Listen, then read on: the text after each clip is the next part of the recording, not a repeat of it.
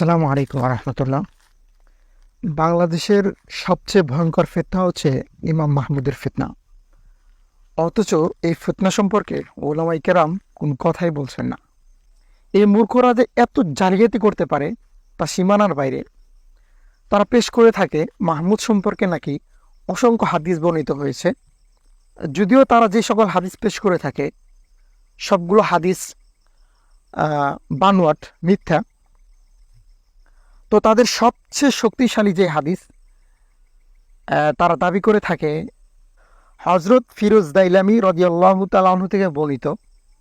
তিনি বলেন, আখিরি জামানায় ইমাম মাহাদির পূর্বে ইমাম মাহমুদ এর প্রকাশ ঘটবে। সে বড় যুদ্ধের শক্তির যোগান দিবে।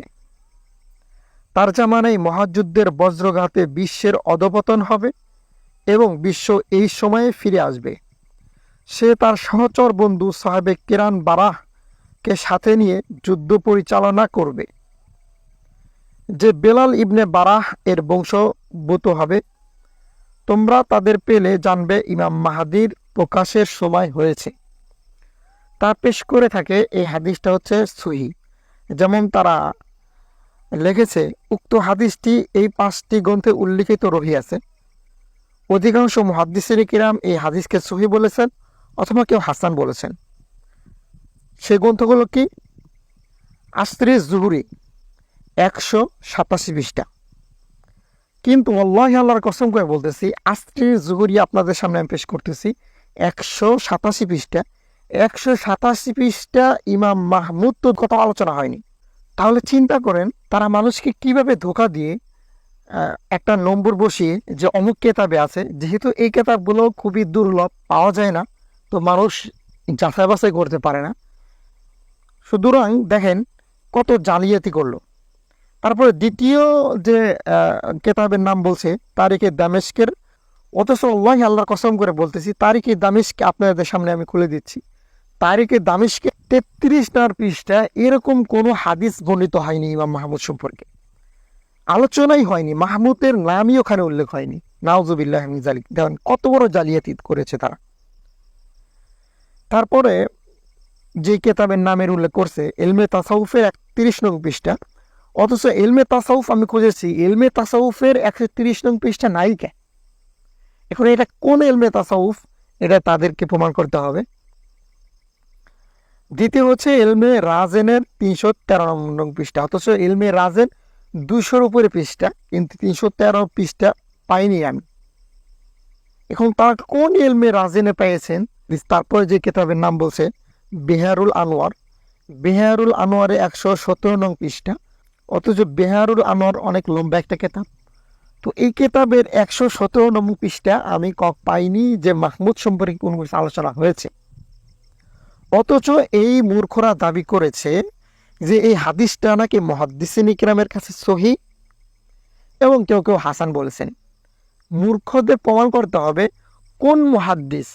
কোন মুহাদ্দিসিন কিরাম এই হাদিসকে হাসান বলেছে অথবা সহিহ বলেছে। এই মুহাদ্দিসিনদের নাম কি? এই মুহাদ্দিসিনদের পরিচয় কি? এই মূর্খরা এত মনে করেন যে মানুষের সাথে জালিয়াতি করে যে অমুক কেতাবের অমুক জায়গায় আছে, অমুক কেতাব, অথচ এই কেতাবগুলো খুবই দুর্লভ। যেমন যেমন কিতাবুল ফিরদাউস আছে কিন্তু খুবই দুর্লভ, এবং কিতাবুল ফিরদাউসে যে হাদিসগুলো আছে একটা হাদিসের সনদ নাই। অর্থাৎ যিনি লেখক উনি শুধু বলছেন আবু বকর বলছে, উমর বলছে, বা আবু হুরায়রা থেকে বর্ণিত, অমুক সাহাবী থেকে বর্ণিত, এইভাবে একটা সংখ্যা দিয়ে কি বলছে সে হাদিসে বর্ণনা করছে। সেই জায়গায়ও তারা যেটা বলেছে যে তারা কিতাবুল ফিরদাউসের অমুক পৃষ্ঠায় অমুক হাদিসে আছে, আমি সেখানেও খুঁজেছি কিন্তু এরকম হাদিস পাওয়া যায় না। সুতরাং এই যে তাদের এই জালিয়াতি, আজকে মুসলিম উম্মার যারা আসলে হাদিস সম্পর্কে অজ্ঞ, জানে না, হয়তো কিছু বই পড়েছে, ইসলাম সম্পর্কে একটু জ্ঞান অর্জন করেছে, তারা বুঝেছে যে গাজওয়া হিন্দ সামনে হবে। যেহেতু এই একটা চক্র আমাদের যুবকদেরকে বিভ্রান্ত করার জন্য গাজওয়া হিন্দ একটা ডালস্বরূপ ব্যবহার করেছে, তারা নাকি গাজওয়া হিন্দের নেতৃত্ব দিবে। দেখেন আরেকটা বিষয় হচ্ছে যে এই মাহমুদ নামক শয়তান জাকাতুল ফিতরের নির্ধারণ করছে, সেখানে বলছে আমিরুল মুজাহিদিন ইমাম মাহমুদ, দেখেন, এই মাহমুদ জুয়েল ল্যাংরা লুরা সে কোন ময়দানে কখন কবে যুদ্ধ করলো দেশ তার উপাধি হয়ে গেল আমিরুল মুজাহিদিন। বাটপার গুলো মানে কিভাবে যে মানুষকে ধোঁকা দিচ্ছে, সে নাকি মুজাদ্দিদ, আল্লাহ প্রদত্ত মুজাদ্দিদ, আল্লাহ তাকে নির্ধারণ করেছেন। আল্লাহ তাকে কবে নির্ধারণ করলো, কিভাবে নির্ধারণ করলো? সে মুজাদ্দিদ, মুজাদ্দিদ অর্থই তো ও জানে না। ও সে কিভাবে দিনের তাজদিদ করবে?